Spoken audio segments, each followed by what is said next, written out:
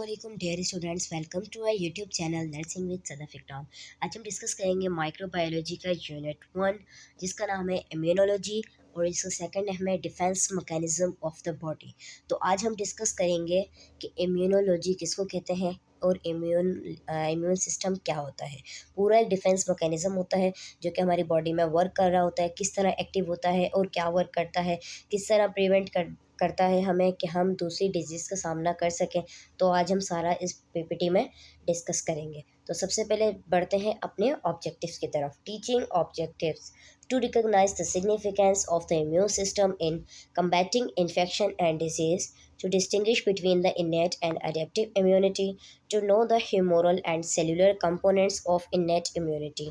सबसे पहले यहाँ पर एक पिक्चर में दिखाया गया है कि the perfect world, the real world. Perfect world में ये है कि ये जो है अपने इनका इम्यून सिस्टम जो है वो स्ट्रॉन्ग है, ये तमाम माइक्रोब से प्रिवेंट कर कर और एक अच्छी लाइफ स्पेंड कर रहे हैं। ठीक है, रियल वर्ल्ड की अगर बात करें तो यहाँ पर काफ़ी सारे डिजीज़ हैं, जैसे चिकन पॉक्स हो गया, फ्लू हो गया, सोमेटिक अपसेट हो गया, कोल्ड हो गया। अब यहाँ पर सबकी आवाज़ें क्या है कि हेल्प मी, हर कोई डिजीज़ में इन्वॉल्व है, help me.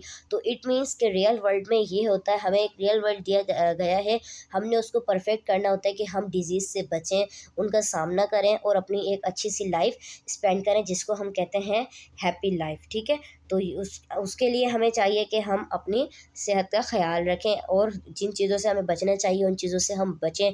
Hand washing properly करें, हैंड सैनिटाइज करें। सबसे पहले पढ़ते हैं anatomy of the immune system. Immune system comprises cell and molecules with a specialized role in defending against infection and invasion by other organism। Immune system जो है वो cell और मॉलिक्यूल्स के साथ कंप्राइज होकर एक स्पेशल रोल प्ले करता है, ताकि हमें कोई भी इन्फेक्शन हो या कोई भी अगर ऑर्गेनिज्म हम पर इन्वेस्ट कर रहा है यानी कि हमला कर रहा है तो उसके अगेंस्ट डिफेंड कर सके। ठीक है, ये एमसीक्यूज के लिए इंपॉर्टेंट पॉइंट है। Major components include the bone marrow and the lymphoid tissues. जो मेजर कंपोनेंट्स होते हैं हमारी बॉडी में जिनसे हम हेल्प ले रहे होते हैं, तो वो होता है बोन मेरो और लिम्फोइड टिश्यूज। लिम्फोइड टिश्यूज में आ जाता है जैसे थाइमस ग्लैंड हो गया, स्प्लीन हो गया, लिम्फ नोड हो गए और टॉन्सिल्स वगैरह। ठीक है, तो ये है एडिनॉइड्स हो गया, ये टॉन्सिल्स हैं, थाइमस ग्लैंड, उसके बाद इंटेस्टाइन है, फिर ये बोन मेरो दिखाई गई है। ठीक है, लिंगुअल लिम्फ नोड दिखाएं, स्प्लीन दिखाएं, एक्सिलरी लिम्फ नोड दिखाए गए हैं, ब्रोंकस एसोसिएटेड लिम्फ टिश्यूज़ हैं, पायर्स पैचेस हैं और अपेंडिक्स है। ठीक है, तो ये वो जगह है जहाँ पर लिम्फ नोड्स प्रेजेंट होते हैं जो कि हेल्प आउट कर रहे होते हैं इम्यून सिस्टम में। इम्यूनिटी क्या होता है? The term immunity has come to mean the protection from disease and more specifically infectious disease. जो इम्यूनिटी की टर्म है उसको इस तरीके से बताया गया है कि उसका मतलब ये है कि किसी भी डिजीज़ से हमें प्रोटेक्शन प्रोवाइड करना, और ज़्यादा से ज़्यादा यानी कि ख़ास तौर पर स्पेसिफिकली इन्फेक्शियस डिजीज़ थे। वो डिजीज़ जो इन्फेक्शियस डिजीज़ होती हैं, कोई भी इन्फेक्शन होता है, किसी भी किस्म की कोई ऐसी डिजीज़ होती है, तो टर्म इम्यूनिटी को उसको बताया गया है कि वो हमें प्रोटेक्शन प्रोवाइड करती है। The collective coordinated response of the cells and molecules of the immune system is called the immune response. जब कलेक्शन होती है और कोऑर्डिनेशन होती है आपस में उन सेल्स और मॉलिक्यूल्स की जो कि एक स्पेशल रोल प्ले कर रहे होते हैं इम्यून सिस्टम में, तो जब वो अपना रोल प्ले करते हैं उनका जो रेस्पॉन्स होता है कलेक्शन और कोऑर्डिनेशन के बाद, वो हमारा इम्यून रेस्पॉन्स होता है। The system in the body responsible for maintaining homeostasis inner environment by recognising harmful for non harmful organism and produces an appropriate response. हमारी बॉडी में वो सिस्टम जो इम्यून सिस्टम होता है ये रेस्पॉन्सिबल होता है कि हमारी बॉडी का होम्योस्टेटिस मेंटेन रखे, इनर इन्वायरमेंट जो है बॉडी का इंटरनल इन्वायरमेंट जो है उसको बरकरार रखे, ताकि जो भी हार्मफुल चीज़ें हैं और नॉन हार्मफुल ऑर्गेनिज्म है उनसे हम बच सकें, उनको रिकॉग्नाइज कर सकें, पहचान सकें। नॉन हार्मफुल जो ऑर्गेनिज्म वगैरह होते हैं उनको भी आइडेंटिफाई करें और एक अप्रोप्रिएट रेस्पॉन्स को प्रोड्यूस करें। ठीक है, उसके बाद इम्यूनिटी में दोबारा बताया गया है कि the immunity system is clearly essential for survival.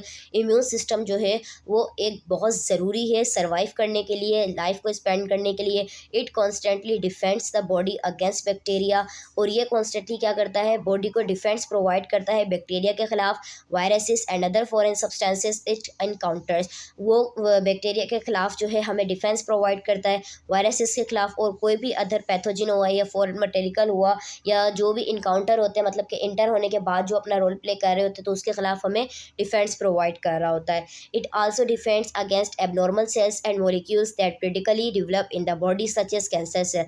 ये उनको भी डिफेंड प्रोवाइड करता है, यानी कि हमारी बॉडी में एबनॉर्मल सेल्स की जो ग्रोथ होती है, जैसे कैंसर सेल्स हो गए, उनकी डेवलप को भी रोकता है और उनके खिलाफ जो है डिफेंस प्रोवाइड करता है। उसके बाद नेक्स्ट है ल्यूकोसाइट्स। ल्यूकोसाइट्स क्या होता है? Important function in defence and immunity. Leukocytes are the largest blood cells. Leukocytes का एक इंपॉर्टेंट फंक्शन होता है कि वो हमें इम्यूनिटी में डिफेंस प्रोवाइड करता है, और ल्यूकोसाइट्स जो है वो लार्जेस्ट ब्लड सेल्स होते हैं। The main point for MCQs, देख what are the largest blood और largest blood cell. Leucocytes are the largest blood cell. They contain nuclei and some have granules in their cytoplasm.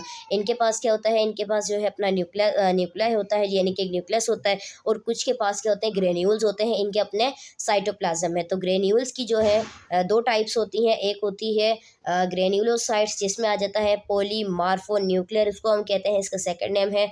दूसरे में आ जाता है, उसमें आता है न्यूट्रोफिल्स आ गए, एजिनोफिल्स आ गए और बेजोफिल्स आ गए। एक ग्रेन्यूलोसाइट्स में आ जाता है मोनोसाइट्स एंड लिम्फोसाइट्स। ग्रेन्यूलोसाइट्स जिसको कहते हैं पीएमएनएस, पॉलीमार्फोन्यूक्लियर ल्यूकोसाइट्स। तो ये क्या होता है? ड्यूरिंग ग्रेन्यूलोपोइसिस, जब ग्रेन्यूल्स की डेवलपमेंट हो रही होती है, ग्रेन्यूलोपोइसिस का एक अमल हो रहा होता है, तब ग्रेन्यूलोसाइट्स ड्यूरिंग उसके दौरान मतलब अपना वर्क रोल प्ले कर रहे होते हैं। They follow a common line of development through myoblast and into myelocytes before differentiating into three types. ये क्या करते हैं? कॉमन लाइन की डेवलपमेंट जो होती है, जो मायोब्लास्ट और मेलोसाइट्स के अकॉर्डिंग जो होती है, उसमें डिफरेंशिएट होती है। तो इनकी थ्री टाइप्स होती हैं। All granulocytes have multilobe nuclei in their cytoplasm.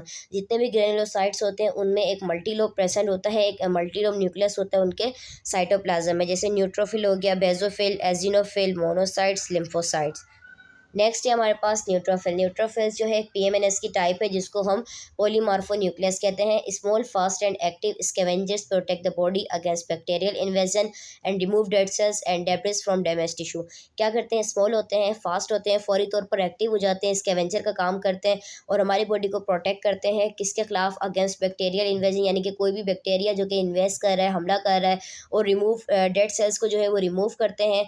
हमारे टिश्यूज़ को डैमेज करने वाले जो भी डेब्रिस वगैरह होती है, जो डेड सेल्स होते हैं, जो बैक्टीरिया होते हैं, उनको रिमूव करते हैं। Highly mobile and squeeze through the capillary wall in the affected area. Highly mobile होते हैं, मतलब ये फौरी तौर पर मूवमेंट कर रहे होते हैं, और स्क्वीज थ्रू द मतलब कि जहाँ भी कोई अफेक्टेड एरिया होता है, जहाँ पैथोजन के इफेक्ट कर रहा होता है, अपना रोल प्ले करता है कोई भी पैथोजन या फॉरेन मटेरियल, तो न्यूट्रोफिल्स क्या करते हैं? फौरी तौर पर कैपिलरी वॉल के जरिए मूवमेंट करते करते उस अफेक्टेड एरिया पर पहुँच जाते हैं और उसको किल कर देते हैं। Nuclei are characteristically complex. जो इनका न्यूक्लियस होता है वो कैरेक्टरिस्टिकली जो है वो एक कॉम्प्लेक्स बना के अपना वर्क प्ले कर रहे होते हैं।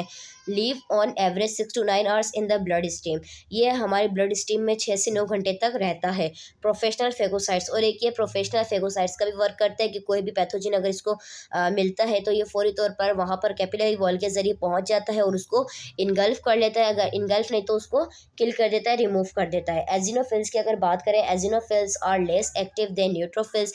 एजिनोफिल्स जो है वो थोड़े कम एक्टिव होते हैं न्यूट्रोफिल्स के मुकाबले में। Specialise role appears to be in the elimination of parasites. इनका एक स्पेशल रोल होता है। ये कब अपेयर होते हैं? जब एलिमिनेशन होती है पैरासाइट्स की, यानी कि वॉर्म्स वगैरह की। Certain toxic chemicals store in their granules. इनके अंदर कुछ टॉक्सिक केमिकल्स होता है जो इनके ग्रेन्यूल्स में स्टोर्ड होता है। Often found at site of allergic inflammation, asthmatic airway and skin allergies. अक्सर तौर पर उस साइट पर प्रेजेंट होते हैं जब कोई एलर्जिक इन्फ्लेमेशन हो जाती है, कोई रेडनेस हो, कोई पेनलेस हो, और एस्थमेटिक एयरवे हो या स्किन की कोई एलर्जी हो, तो वहाँ पर एजिनोफिल्स ज़्यादातर पाए जाते हैं। बेजोफिल्स क्या है? Closely associated with allergic reaction inflammation.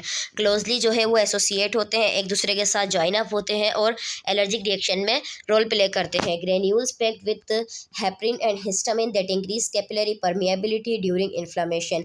Granules जो है वो हेपरिन और हिस्टामिन के साथ पैक्ड होता है और ये कैपिलरी परमिएबिलिटी को बढ़ाता है इन्फ्लेमेशन के दौरान। मास्ट सेल क्या है? Mast cell are similar in appearance and function to basophils. Mast cell जो है वो सिमिलर सेल्स होते हैं। कब अपेयर होते हैं? जब बेजोफिल्स का फंक्शन हो रहा होता है। एग्रेन्यूसाइट्स की अगर बात करें तो monocytes and lymphocytes make up 25 to 50% of the total leukocytes count. Monocyte और लिम्फोसाइट जो है वो तकरीबन 25 से 50% जो है वो ल्यूकोसाइट का यानी कि WBCs का टोटल हिस्सा कवर अप करते हैं। Have a large nucleus and no cytoplasmic granules, इनके पास लार्ज न्यूक्लियस होता है और साइटोप्लाज्मिक ग्रेन्यूल्स नहीं होता। उसमें आ जाता है हमारे पास neutrophils, eosinophils, basophils, monocytes and lymphocyte. ये तीनों जो है वो हमारे पास ग्रेन्यूलोसाइट्स में थे, इनके पास ग्रेन्यूल्स होता है और साइटोप्लाज्मिक में होता है। और जो मोनोसाइट और लिम्फोसाइट होते हैं इनके पास कोई साइटोप्लाज्मिक नहीं होता, लेकिन इनके पास जो न्यूक्लियस होता है वो हैव अ लार्ज नंबर यानी कि लार्ज नंबर में होता है। ठीक है। मोनोसाइट्स को अगर देखें, monocytes largest of the white blood cells, monocytes जो है वो लार्जेस्ट वाइट ब्लड सेल्स हैं। एक्टिवली मोटाइल एंड फेगोसाइटोसिक, ये क्या करते हैं, एक्टिवली मोटाइल हो जाते हैं और फेगोसाइटिक का काम करते हैं। Some circulate in the blood, other migrate into the tissue where they develop into the macrophages, कुछ जो है वो हमारी ब्लड में सर्कुलेट करते हैं और कुछ जो है उन टिश्यूज़ में माइग्रेट हो जाते हैं जहाँ पर मैक्रोफेजेस की डेवलपमेंट हो रही होती है। Both type of cell produce interleukin 1, ये कुछ मोनोसाइट्स की जो सेल्स हैं वो क्या प्रोड्यूस कर रहे होते हैं, इंट्राल्यूकिन 1 प्रोड्यूस कर रहे होते हैं। विच एक्ट अपॉन हाइपोथैलेमस, जो कि हाइपोथैलेमस पे एक्ट करता है। राइज इन बॉडी टेम्परेचर को बढ़ा देता है। Stimulates the production of some globulins by liver, यानी कि लिवर में जो है ग्लोब्यूलिन्स जो है प्रोटीन है उसकी प्रोडक्शन को स्टिमुलेट करता है। Enhances the production of activated T lymphocytes, और टी लिम्फोसाइट्स की प्रोडक्शन की एक्टिवेशन को इन्हेंस कर देता है, बढ़ा देता है। The monocyte macrophages system, monocyte macrophages system में क्या आता है, some macrophages are mobile whereas other are fixed, कुछ जो मैक्रोफेजेस होते हैं वो मोबाइल होते हैं, मतलब कि पूरी बॉडी में मूवमेंट कर रहे होते हैं, और कुछ जो है वो फिक्स्ड होते हैं। Providing effective defence at the key body location, और ये बॉडी लोकेशन में यानी कि एक की बॉडी लोकेशन का वर्क कर रहे होते हैं, इफेक्टिव डिफेंस प्रोवाइड करते हैं। Langerhans cells in the skin, जैसे कि हमारी स्किन में लैंगरहैंस सेल्स होता है जिनके अंदर सेंस प्रेजेंट होता है। Microglia in the brain, brain में माइक्रोग्लिया होता है। कपर सेल हमारे लिवर में प्रेजेंट होते हैं। एल्वुलर मैक्रोफेजेस जो है वो हमारे लंग्स में होते हैं। ऑस्टियोक्लास्ट जो है वो हमारे बोन में प्रेजेंट होता है। तो एमसीक्यूज के लिए ये 5 पॉइंट्स मोस्ट इंपॉर्टेंट है, इसमें से कोई भी एक एमसीक्यूज आ सकता है। लिम्फोसाइट की अगर बात करें, lymphocytes are smaller than monocytes and have large nuclei. Lymphocyte जो है वो मोनोसाइट से स्मॉल होते हैं, लेकिन इनके पास न्यूक्लियाई जो है वो लार्ज नंबर में होता है। Lymphocytes develop from pluripotent stem cell in red bone marrow. Lymphocytes जो है वो प्लूरीपोटेंट स्टेम सेल से यानी कि रेड बोन मेरो में डेवलप होते हैं।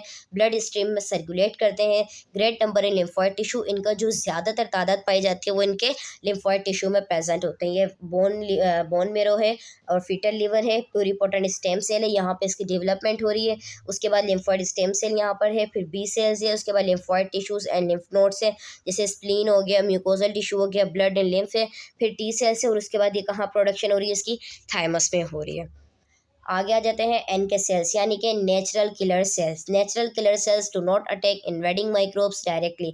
नेचुरल किलर सेल्स जो है वो फौरी तौर पर अटैक नहीं करते कोई भी माइक्रोब्स को directly. They kill cells of the body that have been infected with viruses. ये उन सेल्स को किल करते हैं, उन बॉडी सेल्स को किल करते हैं जो कि वायरस से इन्फेक्ट हो जाते हैं। They kill not by phagocytosis, ये फेगोसाइटोसिस के जरिए किल नहीं करते, बट लेकिन rather by creating a hole in the plasma membrane of the target cell protein. ये जो है एक प्लाज्मा मेम्ब्रेन में जो है वो होल क्रिएट कर देते हैं, जिसको एक टारगेट सेल में जो है प्लाज्मा मेम्ब्रेन होती है उसमें एक होल क्रिएट कर देते हैं, उसके ज़रिए पे ये किल करते हैं। Perforin are release from the natural killer cells. Perforin जो है वो नेचुरल किलर सेल से रिलीज होता है, किस्म का केमिकल है, and insert into the membrane of the target cell. और कहाँ पे इंसर्ट हो जाता है, यानी कि जो होल करते हैं ये या टारगेट सेल में प्लाज्मा मेम्ब्रेन के थ्रू, वहाँ पर वो इंसर्ट हो जाता है परफोरिन। फॉर्मिंग अ पोर, एक पोर की फॉर्मेशन होती है। This pore allows water to rush into the target cell, और उस पोर से क्या होता है कि वाटर जो है वो टारगेट सेल में रश आउट हो जाता है।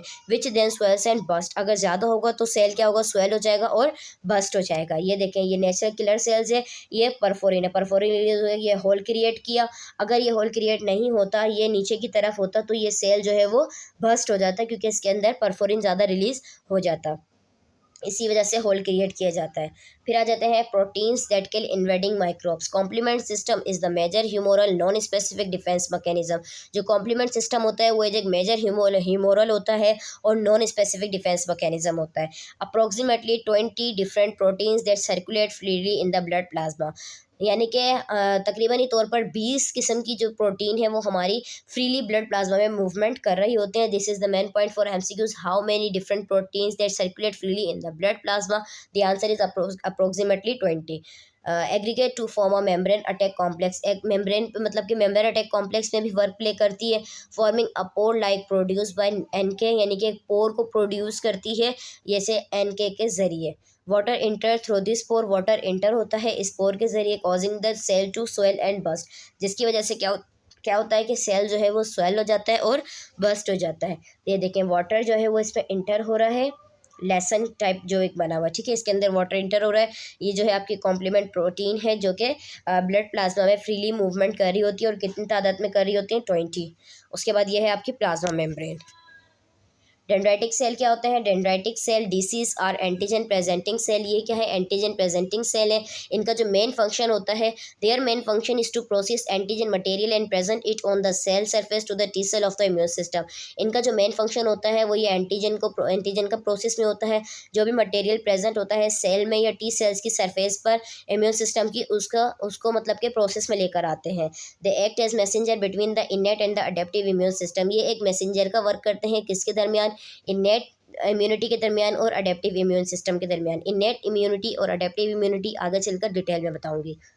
Dendritic cells are present in those tissues that are in contact with the external environment, such as the skin, Langerhans cells, and the inner lining of the nose, lungs, stomach and intestine. Dendritic cells जो है वो present होते हैं कुछ tissues में जिनका contact जो है वो एक्सटर्नल इन्वायरमेंट से होता है। जैसे स्किन के अंदर प्रेजेंट Langerhans cells हो गए जो कि सेंस का काम करते हैं। तो सेंस प्रोड्यूस जो होता है वो हमारे माइंड से होता है, ठीक है, सेंसिटिव से होता है। तो उसका मतलब जो है उसका काम जो है वो इंटरनल इन्वायरमेंट से रिलेटेड है, एक्सटर्नल इन्वायरमेंट के साथ रिलेटेड है, क्योंकि कोई भी चीज़ अगर स्किन पे लगेगी तो Langerhans cells जो है वो फौरी तौर पर एक्टिवेट हो जाएंगे। और आपकी जो नोज़ की, लंग्स की, जो स्टमक की और इंटेस्टाइन की जो इनर लाइनिंग होती है जिसको म्यूकस कहते हैं, एपिथेलियम होती है, तो उस पर भी ये प्रेजेंट होते हैं। Once activated, they migrated to the lymph nodes where they interact with T cells and B cells to initiate and shape the adaptive immune response. ये क्या होते हैं कि जब एक दफ़ा एक्टिवेट हो जाते हैं तो ये लिम्फ नोड्स की तरफ माइग्रेट करते हैं, जहाँ पर ये T सेल्स और B सेल्स के साथ इंटरेक्ट करते हैं, और जो शेप होती है उसको इनिशिएट करते हैं, मतलब जो भी एंटीजन की शेप होती है उसको इनिशिएट करते हैं, और उसका रिस्पॉन्स क्या आता है? अडेप्टिव इम्यून रिस्पॉन्स में आता है, जो कि अडॉप्ट की हुई होती है, ठीक है। देखें, ये है डेंड्राइटिक सेल्स जो कि अपना काम कर रहा होता है। ये एक ट्री लाइक स्ट्रक्चर है। एमसीक्यूज में ये भी आ सकता है कि tree like structure of cells is called dendritic cells. The second name of dendritic cells is also called as antigen presenting cell. तो ये एमसीक्यूज के लिए इंपॉर्टेंट है, इसको आप नोट डाउन कर लें।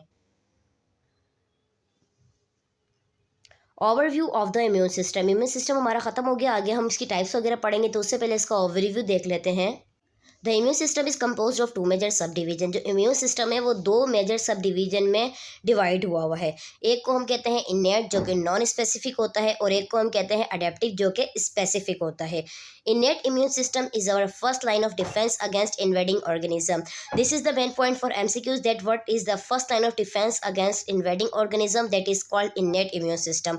इनेट इम्यून सिस्टम वो होता है जो हमें बाय बर्थ अपनी ही मदर से मिल रहा होता है, तो वो हमारा first line of defence mechanism होता है, ठीक है। तो ये आपने याद रखना है। अडेप्टिव इम्यून सिस्टम क्या होता है? जो हम अपनी लाइफ में अडॉप्ट करते हैं after birth. Adaptive immune act as a second line of defence and also protection against re exposure of the same pathogen. Adaptive immune system जो है वो सेकंड लाइन ऑफ डिफेंस में आता है, और ये हमें प्रोटेक्ट करता है उससे, मतलब के कोई भी पैथोजन जो हमें री एक्सपोजर हो रहा हो सेम पैथोजन। जैसे फॉर एग्जांपल मलेरिया हुआ आपको 2 हफ्ते पहले, और 2 हफ्ते के बाद जब आप प्रॉपर्ली ठीक हो गए, उस कुछ टाइम के बाद, 2 महीने बाद, 3 महीने बाद दोबारा से आपको मलेरिया हुआ, जब आपने टेस्ट करवाया तो पैथोजन आपका सेम आया। तो अडेप्टिव इम्यून सिस्टम उसमें एक रोल प्ले करता है, मतलब आपको उससे प्रोटेक्शन प्रोवाइड करता है। अगर आपका इम्यून सिस्टम जो है वो स्ट्रॉन्ग होगा तो आपको प्रोटेक्शन प्रोवाइड करेगा, तो उसको हम कहते हैं adaptive immune system. Each of the major sub division of the immune system has both cellular और ह्यूमरल, मतलब कि दोनों, यानी कि अडेप्टिव और इनेट दोनों की जो सब डिवीजन अगर करें तो उसमें आता है सेलुलर और एक आता है ह्यूमरल, ठीक है। Innate immune system also has autonomical anatomical features that function as barriers to infection. Innate immune system जो है उसके पास ऑलरेडी, यानी कि उसके पास एक एनाटमिकल फीचर होता है जो कि बैरियर ऑफ इन्फेक्शन यानी इन्फेक्शन से बचाने का काम कर रहा होता है। Innate and adaptive immune system both function to protect against invading organism. जो इन्नेट सिस्टम होता है जो बाय बर्थ हमें मिलता है, या वो सिस्टम जो हम अपनी लाइफ में अडॉप्ट कर रहे होते हैं, दोनों का फंक्शन क्या होता है कि किसी भी पैथोजन के खिलाफ जो इन्वेडिंग ऑर्गेनिज्म है जो हम पे हमला कर रहा है उसके खिलाफ हमें प्रोटेक्शन प्रोवाइड करें। डिफर इन नंबर ऑफ वे, इनकी जो है डिफरेंट होता है, मतलब कि इनका नंबर्स वगैरह डिफरेंट होता है, इनका वे अलग होता है। उससे मुराद ये है कि इनेट का अपना वे होता है, अडेप्टिव का अपना होता है। वो इनेट तब एक्टिवेट होता है जब वो बेबी जो है वो यूट्रस में होता है और उसमें जो है उसको इम्यून सिस्टम उसको ग्रोथ कर रहा होता है, तो वो इनेट इम्यूनिटी होती है। फिर डिलीवरी के बाद जो उसका इम्यून सिस्टम वर्क कर रहा होता है तो वो उसकी मदर मिल्क से जो चल रहा होता है, जो उसको प्रोडक्शन मिल रही होती है मदर मिल्क से मिल रही होती है, तो वो उसकी इनेट इम्यून सिस्टम होती है। ठीक है, उसके बाद जब वो मदर फीड छोड़ देता है तो उसके बाद उसकी जो अडेप्टिव इम्यून सिस्टम है वो रिकवर यानी कि स्टार्ट होना शुरू हो जाता है।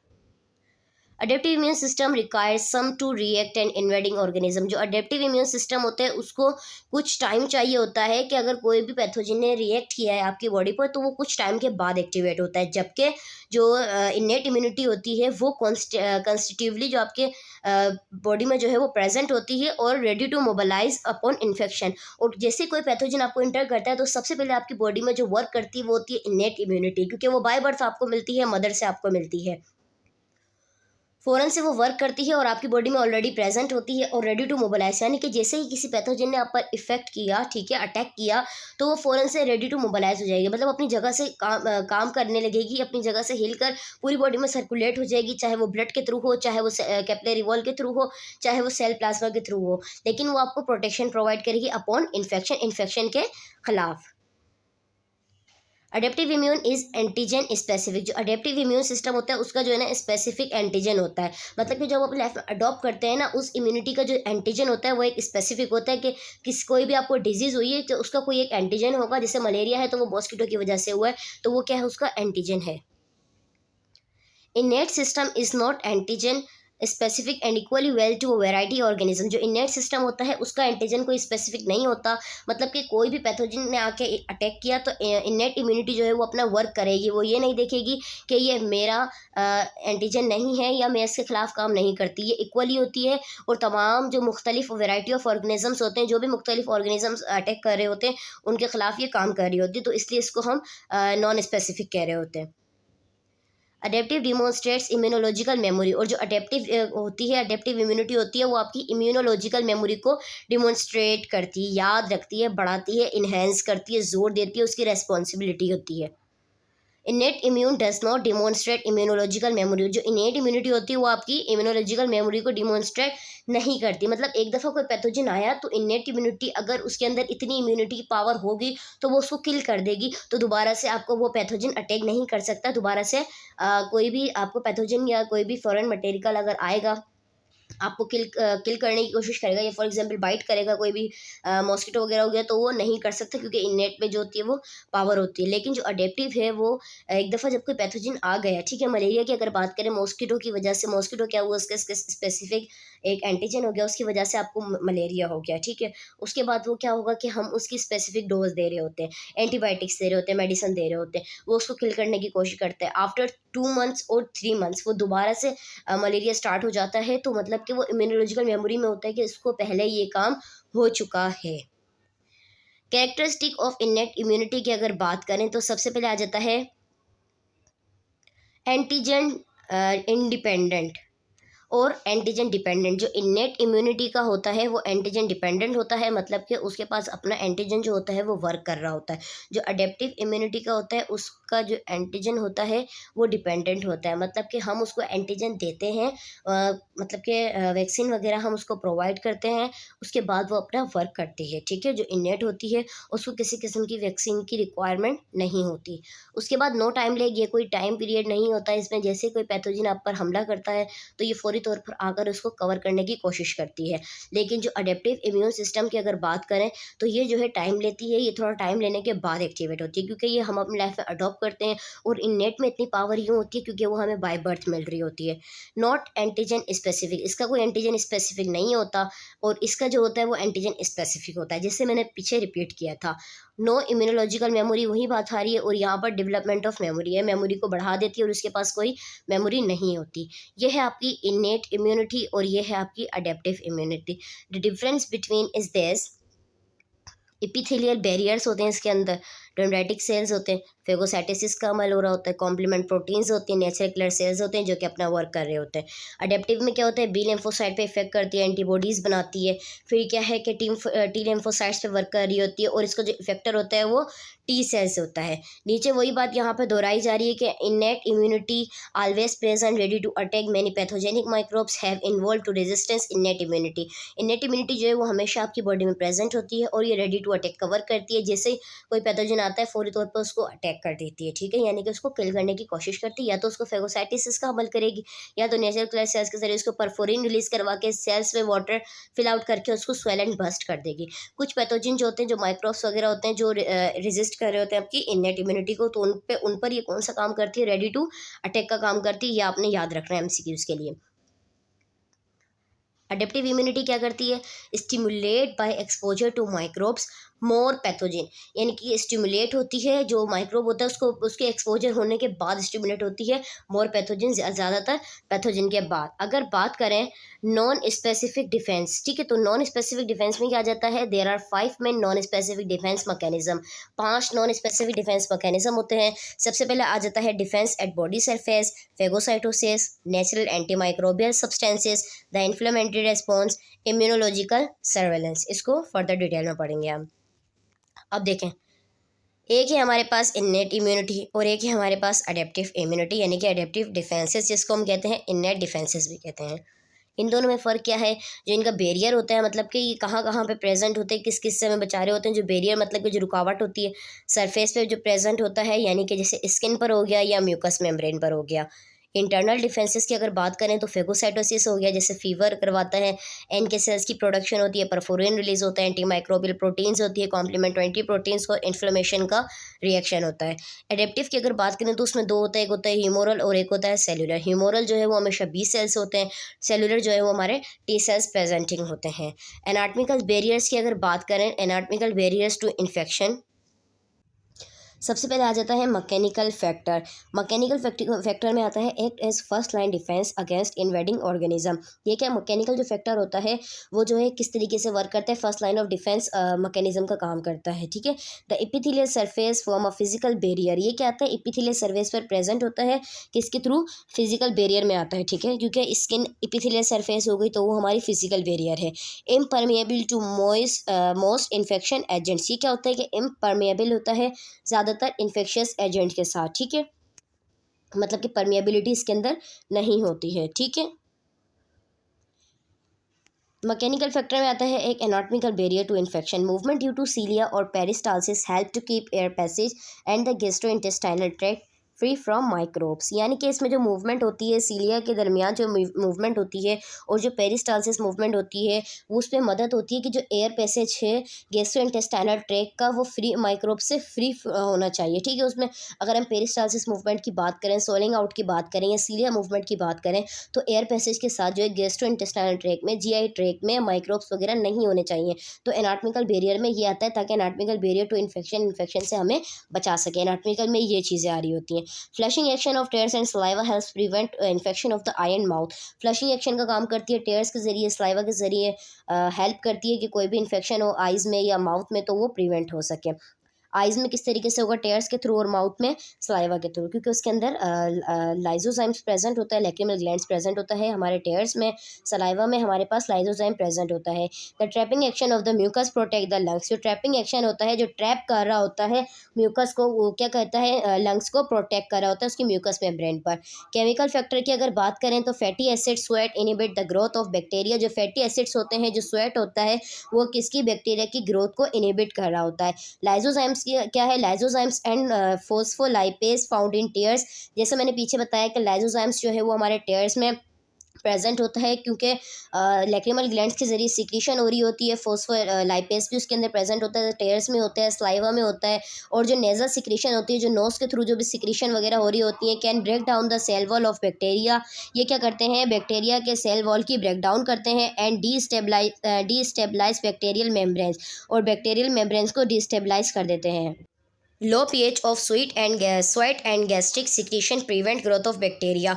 इसमें क्या होता है कि लो पीएच होता है स्वेट का और गैस्ट्रिक सिक्रीशन का, तो उसमें क्या होता है कि बैक्टीरिया की जो ग्रोथ है उससे हम प्रिवेंट कर रहे होते हैं, उसके अंदर बैक्टीरिया की ग्रोथ नहीं होती।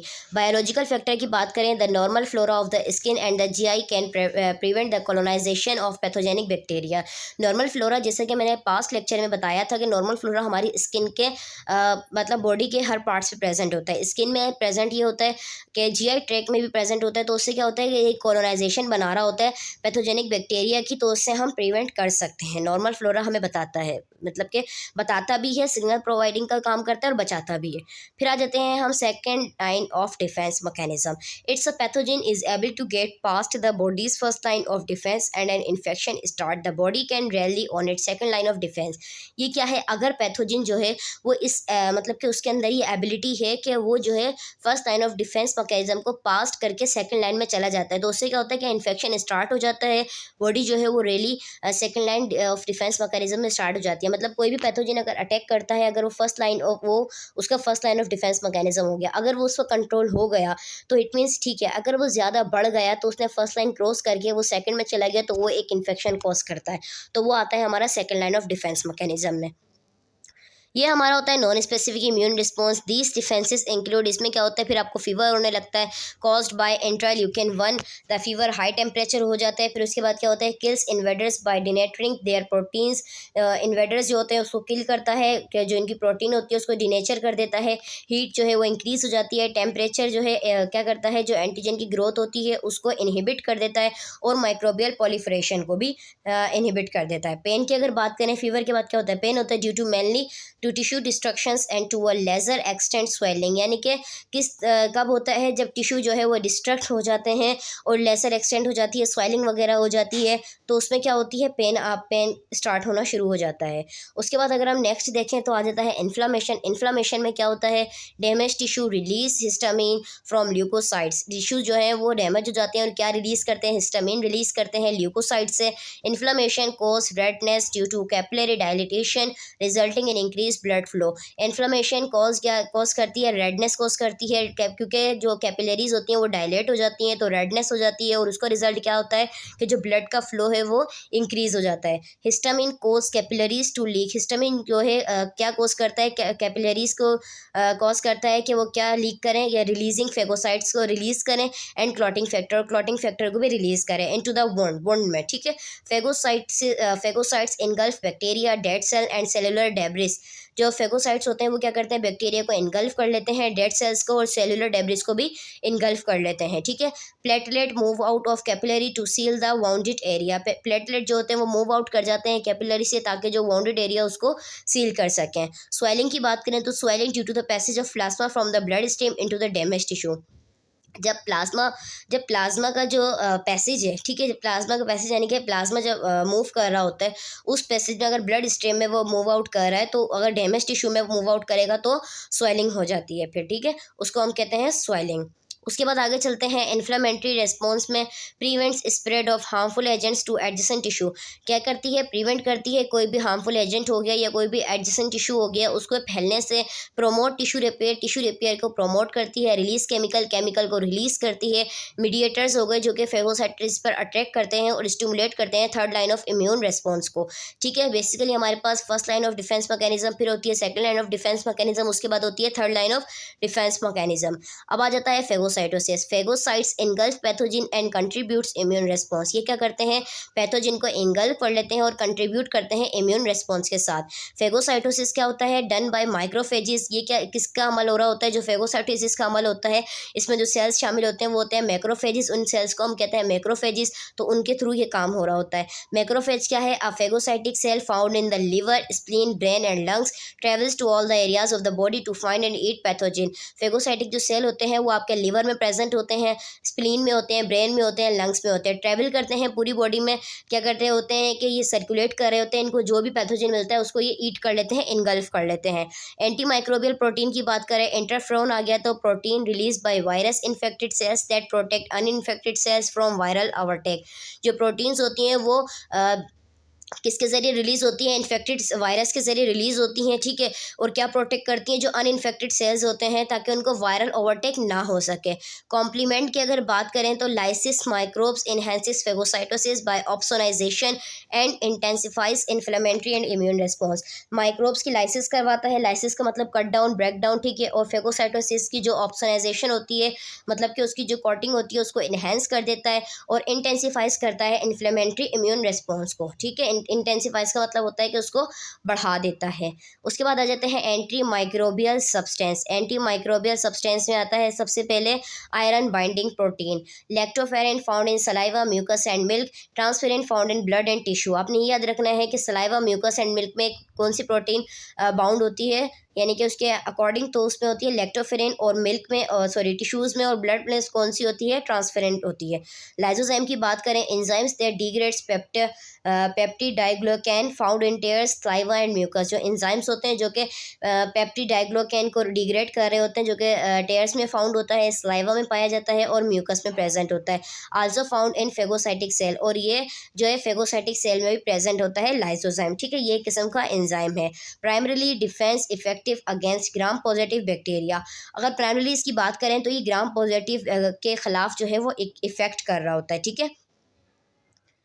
डेफिनेट्स की बात करें, फेगोसाइटोसिस, फेगोसाइटोसिस में वही आ जाता है, macrophages and neutrophils migrates to site of inflammation. जो मैक्रोफेजिस होते हैं और जो न्यूट्रोफिल्स होते हैं वो जहाँ इन्फ्लेमेशन होती है उस साइट पर माइग्रेट कर रहे होते हैं, ठीक है। Phagocytosis occurs in 5 faces. Phagocytosis के जो हैं वो 5 फेस होते हैं, केमोटेक्सिस, एडरेंस, इंजेशन, डाइजेशन एंड किलिंग। ये देखें, फेगोसाइटोसिस के कितने अमल हमने पढ़े थे, 5 हमने यहाँ पर डिस्कस किए थे। तो सबसे पहले आ जाता है chemotaxis. Chemotaxis and adherence to microbe to phagocytosis, मतलब कि कीमोटैक्सिस और जो एडहेरेंस होती है माइक्रोब की वो किससे होती है, फेगोसाइटोसिस से होती है। Injection of microbe by phagocytosis यानी कि जो इंजेक्शन होती है फेगोसाइटिक सेल की माइक्रोब्स की, वो क्या करते हैं, इंजेस्ट कर लेते हैं। Formation of a pathogen, phagosome, phagosome जो एक सेल है उसकी फॉर्मेशन होती है। Fusion of the phagosome with a lysosome to form a phagolysosome. जो फ्यूजन होता है फेगोसोम का वो लाइजोसोम के साथ जो है वो फेगोलाइजोसोम मिलकर बनाता है।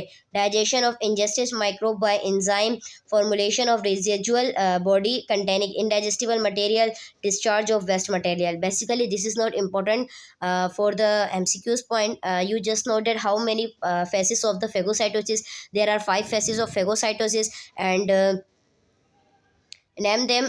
Their name are chemotaxis, adherence, ingestion, digestion, and killing. These are 5 phases of phagocytosis. This is the main point for MCQs. This is not necessary. Next one is microbe adherence to phagocytosis. Phagocyte forms pseudopods that eventually engulf the bacteria.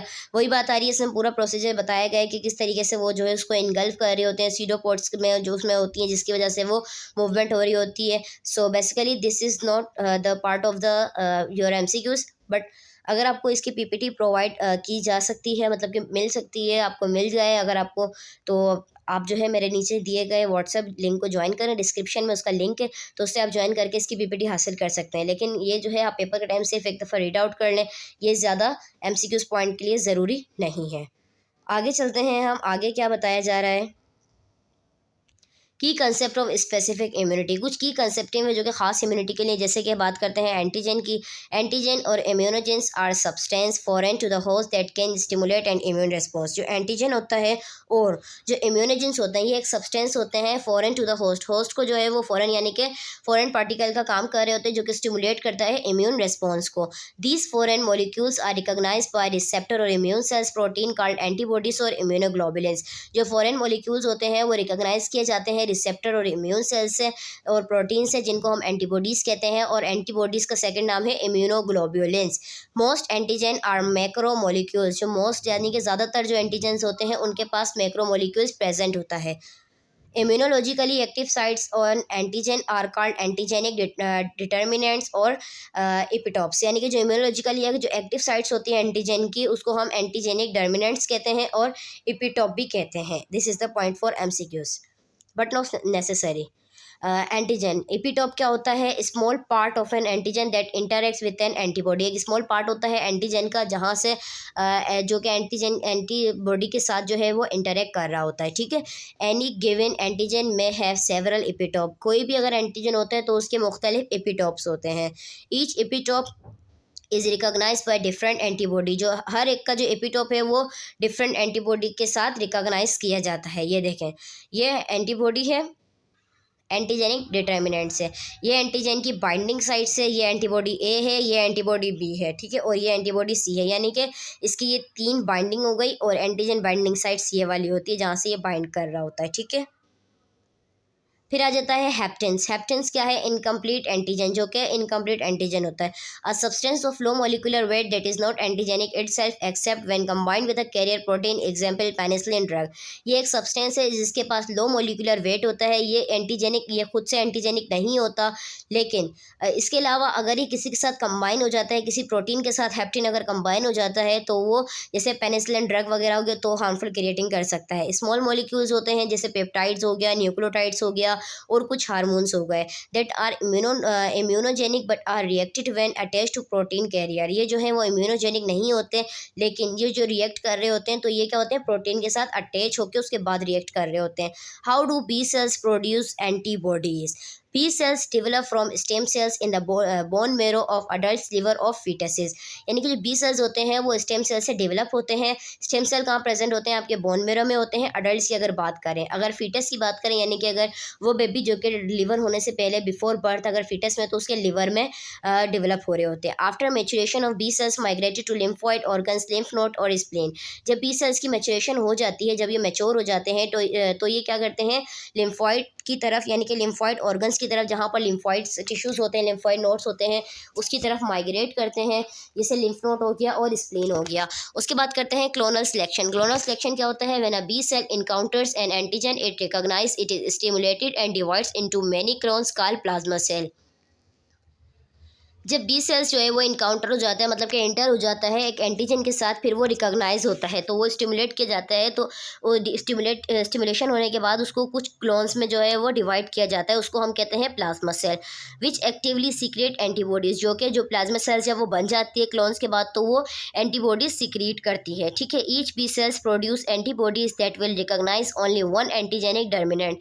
यानी कि हर B cell जो है वो एक antibodies को produce करता है जो कि रिकॉग्नाइज की जा सकती है, यानी कि रिकॉग्नाइज की जाती है ओनली वन एंटीजेनिक डिटर्मिनेंट। उसके ऊपर एक एंटीजन डिटर्मिनेंट मौजूद हो, सिर्फ और सिर्फ एक, तो उससे हम उसको रिकॉग्नाइज कर सकते हैं। ये इसका पूरा है कि प्राइमरी रेस्पॉन्स क्या है, इनिशियल इनकाउंटर्स क्या है, बी लिम्फोब्लास्ट क्या होते हैं, प्रोलिफरेशन फ्रॉम कोलोन, ये कोलोनाइजेशन जब ये बन जाती है तो ये प्लाज्मा सेल हो जाते हैं। ये मेमोरी बी सेल्स होते हैं जो कि एंटीबॉडीज़ की सिक्रीशन करते हैं जब कोलोन्स बन जाते हैं, ठीक है। उसके बाद सेकेंडरी रेस्पॉन्स में करें तो वो कुछ सालों में होती है। Clones of the cell identical to the this is not necessary for the MCQs point, leave it. अच्छा, जो इम्यूनोग्लोबिन्स की हमने बात की थी यानी कि एंटीबॉडीज़ की, उसके अंदर 5 मेन क्लासेस होती हैं। ये आपने याद रखना है, ये MCQs के लिए इंपॉर्टेंट है। How many classes of immunoglobulins और एंटीबॉडीज़, क्योंकि एंटीबॉडीज़ का दूसरा नाम है इम्यूनोग्लोबुलिन्स। तो MCQs में कुछ भी आ सकता है। अगर how many classes of immunoglobulins आएगा तो भी 5 आएगा, how many classes of antibodies आएगा तो भी 5 आएगा। सबसे पहले आता है IgA, 5 to 10% of serum antibody. इसकी एंटीबॉडी जो होती है IgA की, उसके अंदर 5 to 10% सीरम मौजूद होता है। Most common in fluid like saliva, ये ज़्यादातर जो है वो सलाइवा में होता है, टेयर्स में होता है, ब्रेस्ट मिल्क में होता है। हेल्प्स की baby safe while it develop it on immune system, ये क्या करता है? बेबी को सेफ रखता है जब तक उसका खुद का इम्यून सिस्टम जो है वो काम करने नहीं लग जाता। तो आपने ये MCQs के लिए इंपॉर्टेंट ये है कि IgA क्या वर्क करता है, कहाँ पर पाया जाता है, ये आपने लाजमी नोट डाउन करना है। रेस्पिरेटरी ब्रोंकाई में प्रेजेंट होता है, इंटेस्टाइनल म्यूकस में होता है, गट में होता है, प्रिवेंट करता है किससे? अटैचमेंट ऑफ वायरसेस इन चीज़ों में, यानी कि रेस्पिरेटरी ब्रोंकाई में, गट में, इंटेस्टाइनल म्यूकस में प्रिवेंशन प्रोवाइड करता है कि वायरस और बैक्टीरिया की अटैचमेंट ना हो म्यूकोजल सर्वेस से। उसके बाद आ जाता है आईजीडी। आईजीडी में क्या होता है, 0.2% found on surface of B cells and act as antigen receptors, no known function in serum. ये जो है वो 0.2% जो है फाउंड होता है सरफेस बी सेल्स की सरफेस पर, और इसका काम क्या होता है, एंटीजन रिसेप्टर का काम करता है। नो नॉन फंक्शन, इसका सीरम में कोई फंक्शन नहीं होता। इट इज़ प्रोटीन, ये एक प्रोटीन है that is present in normal human serum. ये एक नॉर्मल ह्यूमन सीरम में प्रेजेंट होती है इन वेरी स्मॉल अमाउंट, बहुत ही कम अमाउंट में। The function of IgD is unknown except antigen receptor. इसका अभी तक कोई फंक्शन जाहिर नहीं हुआ एक्सेप्ट इसके, यानी कि इसके अलावा एंटीजन रिसेप्टर के अलावा। ये बेसिकली एंटीजन रिसेप्टर है। आईजीजी की बात करें तो 80% of all serum antibodies cross blood vessels Waals and inter tissue fluid. 80% of all serum, यानी कि इसके सीरम के अंदर कितना होता है, 80% सीरम मौजूद होता है। इस एंटीबॉडी में क्या क्रॉस करती है, ब्लड वेसल्स को क्रॉस कर देती है, टिश्यूज़ में इंटर हो जाती है, टिश्यूज़ फ्लूइड में, cross placenta to protect foetus. और हाँ, जो सारी जो एंटीबॉडीज़ हैं, जो इम्यूनोग्लोबुलिन्स हैं, वो प्लेसेंटा को क्रॉस नहीं करती, क्योंकि उनमें सीरम किसी में नहीं होता और किसी में जो है वो सीरम बहुत ही कम अमाउंट में होता है। लेकिन आईजीजी एक वाहिद वो एंटीबॉडी है जो कि प्लेसेंटा को क्रॉस कर देती है ताकि फीटस को प्रोटेक्ट कर सके। तो this is the main point for MCQs that which immunoglobulins cross placenta to protect foetus. The answer is IgG. It possesses immunity in infants prior to birth. और ये क्या करती है, इम्यूनिटी को पोजेसेस करती है ताकि इन्फेंट्स में, ताकि उसकी जो बर्थ है वो प्रायर हो सके, उसको बर्थ तक अच्छी सी इम्यूनिटी मिल सके। Protect against circulating bacteria, protect करती है जो भी बैक्टीरिया सर्कुलेट कर रहे होते हैं उनके खिलाफ, वायरसेस के खिलाफ। न्यूट्रलाइज टॉक्सिन का काम करती है, ट्राइगर कॉम्प्लीमेंट का वर्क करती है, और फेगोसाइटिक सेल्स को इन्हेंस कर देती है। Each molecule of IgG has 2 antigenic binding site. इसका जो भी मॉलिक्यूल होता है तो उसके अंदर 2 एंटीजेनिक बाइंडिंग साइट्स प्रेजेंट होती हैं। आईजीई की बात करें, 0.002% ऑफ सीरम एंटीबॉडी, इसके अंदर तो बहुत ही ज़्यादा कम होता है। That binds to the mast cell and basophils allergic reaction. ये एलर्जिक रिएक्शन में एक्टिवेट होती है और ये मास्ट सेल और बेजोफिल्स के साथ बाइंड की होती है। This is the main point for MCQs in IgE, that which immunoglobulins bind to the mast cell and basophils and found in allergic reaction. The answer is IgE. Increase during parasitic allergy, जब कोई allergy वगैरह का reaction होता है तब ये increase हो जाती है। It is produced by the cells of the liver, respiratory and intestinal tract. जो भी लिवर सेल्स होते हैं, इंटेस्टाइनल ट्रैक के जो सेल्स वगैरह होते हैं, जीआईटी सेल्स होते हैं या रेस्पिरेटरी सेल्स होते हैं, उनके जरिए ये प्रोड्यूस होती है। आईजीएम की बात करें तो 5 to 10% ऑफ सीरम जो है इसकी एंटीबॉडी में प्रेजेंट होता है। First response to initial antigen exposure. IgM में ये इंपॉर्टेंट पॉइंट ये है कि which immunoglobulin response to initial antigen exposure. The answer is IgM.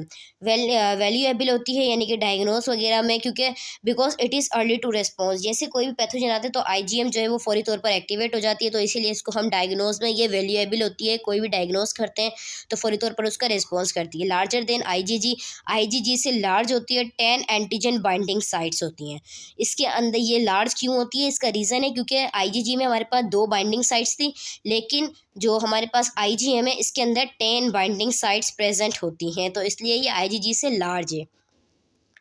Third line of defence mechanism की अगर बात करें, अच्छा, इसको याद करने के लिए एक सिंपल सी ट्रिक आपको दी गई है यहाँ पर। अगर आपको ये इम्यूनोग्लोबुलिन्स के नाम याद नहीं होते, IgG, IgA, IgM, IgE, IGT, तो इसके लिए एक छोटा सा न्यूमोनिकल है जिसको हम कहते हैं GAMET,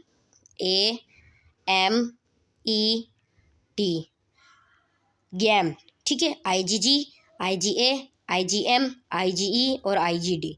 तो इससे आप इम्यूनोग्लोबुलिन्स के तमाम नाम याद कर सकते हैं। ठीक है, तो इसको आप नोट डाउन कर लें ताकि इजीली आपको याद हो सके। नेक्स्ट हमारे पास आ जाता है third line of defence. Third line of defence में क्या है, it's response to an antigenic specific means differentiate pathogen. इसका क्या रेस्पॉन्स होता है कि ये एंटीजेनिक स्पेसिफिक होता है, मतलब कि इसके जो पैथोजिन होते हैं वो डिफ्रेंशिएट होते हैं, मुख्तलिफ होते हैं। Third line of defence consists of humoral and cell mediated immune response. Third line of defence जो होता है वो मुश्तमिल होता है ह्यूमोरल इम्यूनिटी पर और सेल मीडिएटेड इम्यूनिटी पर, जो कि हमने पीछे डिस्कस किया था। They fight off pathogens and provide long term immunity by keeping record of the antigen to its memory. ये क्या करते हैं, पैथोजन से फाइट करते हैं और लॉन्ग टर्म इम्यूनिटी प्रोवाइड करते हैं और एक रिकॉर्ड को कीप करते हैं माइंड में कि ये काम पहले हुआ था, ये डिजीज़ पहले हुई थी, ये इन्फेक्शन पहले हुआ था, एंटीजन ये पहले इसने किल किया था, उसकी मेमोरी में। ठीक है, सेकेंडरी रिस्पॉन्स होते हैं इस thus relatively rapid and stronger than the primary response. Secondary जो इसका रिस्पॉन्स होता है वो रिलेटिवली जो है मतलब कि मिलता जुलता, यानी कि उसके मुकाबले में ज़्यादा रैपिड होता है, फास्ट होता है, स्ट्रॉन्गर भी होता है प्राइमरी रेस्पॉन्स की बदौलत। प्राइमरी रेस्पॉन्स से ज़्यादा जो है वो सेकेंडरी रेस्पॉन्स जो है वो ज़्यादा रैपिडली होता है। ठीक है, तो लॉन्ग टर्म इम्यूनिटी हम किसको कहते हैं? Third line of defence mechanism जो है वो हमारी लॉन्ग टर्म इम्यूनिटी होती है। देखें, इम्यूनिटी सबसे पहले इसको याद करें आप, इम्यूनिटी होती है, ठीक है, उसकी टाइप्स होती हैं। उसकी टाइप्स होती है, एक होती है इननेट जो कि हमें बाय बर्थ मिलती है, इनबॉर्न जेनेटिक फैक्टर, ठीक है। उसके बाद एक होती है अक्वायर्ड जिसको हम अडेप्टिव भी कहते हैं, जो हम अपनी ज़िंदगी में अडॉप्ट करते हैं। फिर अक्वायर्ड की यहाँ पर दो टाइप होती हैं, एक होती है एक्टिव जिसकी अपनी एंटीबॉडीज़ होती हैं, ठीक है, और एक होती है पैसिव जो कि रेडीमेड होती है, ठीक है, जो आर्टिफिशियल होती है। अब एक्टिव की भी दो टाइप होती हैं, एक होती है नेचुरल जो कि एक्सपोजर होती है किसी भी इन्फेक्शियस एजेंट से, और एक होती है आर्टिफिशियल जो कि इम्यूनाइजेशन में हेल्प करती है। पैसिव की भी दो टाइप होती हैं, एक होती है नेचुरल जो कि मैटरनल एंटीबॉडीज़ होती है, और एक होती है पैसिव जो कि आर्टिफिशियल की अगर बात करें तो एंटीबॉडीज़ और जो किसी सोर्स से अप्लाई की गई हो। अब बात करते हैं एक्टिव और पैसिव इम्यूनिटी क्या है। Acquired immunity can be acquired passively और एक्टिवली। जो अक्वायर्ड इम्यूनिटी होती है वो अक्वायर्ड की जा सकती है पैसिवली भी और एक्टिवली भी। एक्टिव और passive can be acquired naturally और आर्टिफिशियली। एक्टिव और पैसिव जब हम अक्वायर्ड करते हैं तो वो जो है नेचुरली भी की जा सकती है जिसकी अपनी एंटीबॉडीज़ हो, और आर्टिफिशियली भी की जा सकती है जिसको हम रेडी एंटीबॉडी लगा सकें, कोई भी एंटीबायोटिक मतलब कि एंटीबायोटिक कोई भी सीरम वगैरह हो, ठीक है। नेचुरल एक्टिव इम्यूनिटी में क्या होता है? Acquired due to infection exposure to antigen, you get sick and recover, long live. जो नेचुरल एक्टिव इम्यूनिटी होती है वो लॉन्ग लिव होती है। ये कब अक्वायर्ड होती है? जब कोई इन्फेक्शन एक्सपोजर हो जाता है उसका एंटीजन से, मतलब कि किसी भी एंटीजन की वजह से कोई भी इन्फेक्शन एक्सपोजर हो गया कि आप बीमार हुए और दोबारा से रिकवर हो गए, तो वो किसकी वजह से होता है? नेचुरल एक्टिव इम्यूनिटी, ठीक है, जो कि लॉन्ग लिव होती है। आर्टिफिशियल की बात करें तो vaccination takes some time for enough B cells and T cells to be produce to mount an effective response. Vaccination दी जाती है आर्टिफिशियल एक्टिव इम्यूनिटी में, और ये क्या करती है? टाइम टेकिंग होती है। जब तक बी सेल्स और टी सेल्स जो है वो प्रोड्यूस नहीं हो जाते उनका इफेक्टिव रेस्पॉन्स के लिए, तब तक ये टाइम लेती है। Gets a vaccination which introduces specially prepared antigens into the body. इसके लिए वैक्सीन लेनी होती है जो कि स्पेशली प्रिपेयर्ड होती है एंटीजन के लिए, उसको फिर इंट्रोड्यूस करवाती है बॉडी में। यानी कि मलेरिया के लिए कोई भी एंटीबायोटिक अगर आप लेंगे, वैक्सीनेशन लेंगे, उसके बाद आपको पता चलेगा कि असल में पैथोजन इसका क्या है, किसकी वजह से ये हमें डिजीज़ हो रही है। Doesn't cause disease but stimulate your immune response. ये जो है कोई डिजीज़ काज नहीं करती लेकिन आपके इम्यून सिस्टम को स्टिमुलेट ज़रूर कर देती है। पैसिव इम्यूनिटी की अगर बात करें, individual is given antibody by someone else. Individually जो है वो एंटीबॉडी दी जा सकती है किसी के ज़रिए, जैसे कि B cells and T cells are not activated and plasma cells have not produce antibodies. जो बी सेल्स होते हैं और जो टी सेल्स होते हैं वो एक्टिवेटेड नहीं होते हैं। प्लाज्मा सेल्स जो हैं वो एंटीबॉडीज़ प्रोड्यूस नहीं करते पैसिव इम्यूनिटी में। The antigen doesn't have to be encountered for the body to make the antibodies. तो एंटीजन है वो जो है इनकाउंटर नहीं होता बॉडी में और एंटीबॉडीज़ नहीं बनाता। Antibodies appear immediately in blood but protection is only temporary. जो एंटीबॉडीज़ होती हैं वो इमीडिएटली जो है वो ब्लड में अपेयर हो जाती हैं ताकि जो है वो टेम्पररी तौर पे प्रोटेक्शन कर सकें। उसके बाद आ जाता है artificial passive immunity used when a very rapid immune response is needed, example after infection with tetanus. जब कब यूज़ होती है आर्टिफिशियल पैसिव इम्यूनिटी? ये रैपिडली यानी कि फौरी तौर पर तब यूज़ होती है जब आपके इम्यून रिस्पॉन्स को ज़रूरत होती है, जैसे कोई टेटनस हो गया इन्फेक्शन के बाद, तो तब आर्टिफिशियल पैसिव इम्यूनिटी जो है वो रैपिडली इम्यून सिस्टम के लिए नीडेड होती है, तब ये यूज़ होती है। Human antibodies are injected. जो ह्यूमन एंटीबॉडीज़ होती हैं वो इंजेक्टेड होती हैं। In the case of tetanus these are antitoxin antibodies. अगर टेटनस की बात करें तो उसमें बॉडी जो है वो स्टफ़ हो जाती है, तो उसमें तो इन एंटीबॉडीज़ में यानी कि तो क्या होता है, एंटीटॉक्सिन और एंटीबॉडीज़ पाई जाती हैं, ठीक है। Antibodies come from blood donors who have recently had the tetanus vaccination. जो एंटीबॉडीज़ होती हैं वो कहाँ से ली जाती हैं? ब्लड डोनर से ली जाती हैं जिनको पहले टेटनस हुआ था या जिनको पहले टेटनस की वैक्सीनेशन लगाई गई थी, तो उनसे हम ब्लड डोनेट करते हैं, वहाँ से फिर हमें एंटीबॉडीज़ मिलती हैं। Only provide short term protection. ये सिर्फ शॉर्ट टर्म प्रोटेक्शन के लिए होती है। Destroyed by phagocytosis in spleen. Spleen में फेगोसाइटोसिस के जरिए डिस्ट्रॉयड हो जाती हैं, और लिवर में भी।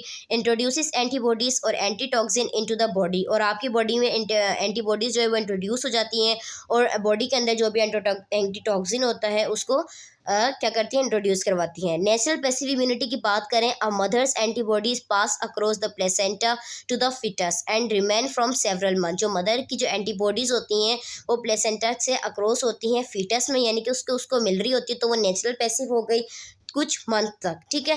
कोलेस्ट्रम्स the first breast milk, first breast milk कौन सा होता है, कोलेस्ट्रम होता है, ये भी एमसीक्यूज के लिए इंपॉर्टेंट है। Contain lost of IgA which remain on surface on the babies cut wall and pass into the blood. तो वो क्या करता है, आईजीए उसके अंदर होती है ज़्यादा तादाद में, जो कि सरफेस बेबी की जो गट्स वॉल की सरफेस होती है और ब्लड में जो है वो पास आउट हो सके, ठीक है। Breast feeding and in uterus this is short lived, ये जो है वो शॉर्ट लिव के लिए होती है, ब्रेस्ट फीडिंग में और यूट्रस में पाई जाती है natural passive immunity. Passive versus active immunity, active immunity क्या है, this is immunity where the body is actively producing antibodies to fight action. ये वो इम्यूनिटी है जब बॉडी जो है वो प्रॉपरली तौर पर एक्टिव हो जाती है, जब वो एंटीबॉडीज की प्रोडक्शन करती है और इन्फेक्शन से फाइट करती है।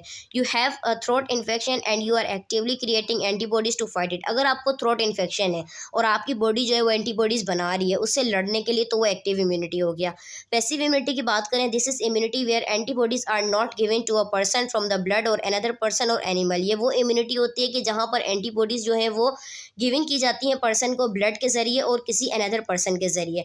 This immunity also only last for a short period of time, ये जो है बहुत at least short period of time के लिए होती है, लेकिन एक्टिव जो होती है वो लॉन्ग टर्म के लिए होती है। ब्रेस्ट फीडिंग हो गई, जैसे mother pass antibodies to their children through the milk, mother की जो एंटीबॉडीज़ होती हैं वो बच्चों में पास हो रही होती हैं through the breast feeding milk के थ्रू, ठीक है। तो ये डिफेंस मैकेनिज्म एक चल रहा होता है जिसके अंदर आ जाता है, बात करते हैं सबसे पहले इम्यूनिटी की, फिर उसमें आ जाता है डिफेंस मैकेनिज्म और आ जाता है non space defence mechanism. Specific में आ जाता है सेल और ह्यूमोरल, जिसमें mediated T cells D lymphocytes होते हैं और बी लिम्फोसाइट्स होते हैं। नॉन स्पेसिफिक की बात करें तो उसमें आ जाता है antibodies producing production following immunization, primary and secondary response होता है। फिर उसके अंदर एक्वायर्ड इम्यूनिटी आ जाती है, जिसमें आ जाती है एक्टिव और पैसिव। एक्टिव और पैसिव में दो आती हैं, एक आती है नेचुरल और एक आती है आर्टिफिशियल। नेचुरल जो है वो क्लिनिकल डिजीज इन्फेक्शन में कंट्रोल होती है और आर्टिफिशियल को हम वैक्सीन से कंट्रोल करते हैं। पैसिव की नेचुरल आर्टिफिशियल होती है, पैसिव में एक नेचुरल होती है एक आर्टिफिशियल होती है। जो पैसिव में नेचुरल होती है वो मदर से मिल रही होती है और जो आर्टिफिशियल होती है वो इम्यूनोग्लोबुलिन सीरम विद एंटीबॉडीज, वो एंटीबॉडीज़ में जो सीरम होता है उसके थ्रू हमें मिल रही होती है, ठीक है। तो ये एक छोटा सा टर्म है, इसको आपने अच्छे से समझना है ताकि एमसीक्यूज़ में अगर इसके अकॉर्डिंग आ जाएँ तो आप क्लियर कर सकें। वैसे चांसेस हैं कि 10% इसमें से एमसीक्यूज़ आ सकते हैं। जैसे नेचुरल पैसिव, पैसिव नेचुरल कहाँ से मिलती है, मदर से मिलती है, ये वाला एमसीक्यूज़ इसमें से आ सकता है, ठीक है। तो इस तरीके से आपने इसको लाजमी पढ़ना है। तो ये थी आज की हमारी पीपीटी। अगर इसके अकॉर्डिंग आपको कोई क्वेश्चन हो या कोई कन्फ्यूजन हो जो आपको समझ नहीं आ रही हो, तो आप उसका क्वेश्चन जो है वो कमेंट सेक्शन में पूछ सकते हैं। डिस्क्रिप्शन में दिए गए व्हाट्सअप लिंक को ज्वाइन करें, उसमें व्हाट्सअप नंबर मौजूद है, तो आप उसमें भी अपना क्वेश्चन पूछ सकते हैं और आपको पीपीटीज़ वगैरह, पास्ट पेपर्स, नोट्स, सब एमसीक्यू सब आपको उस वहीं पर प्रोवाइड किए जाएंगे। Thank you so much.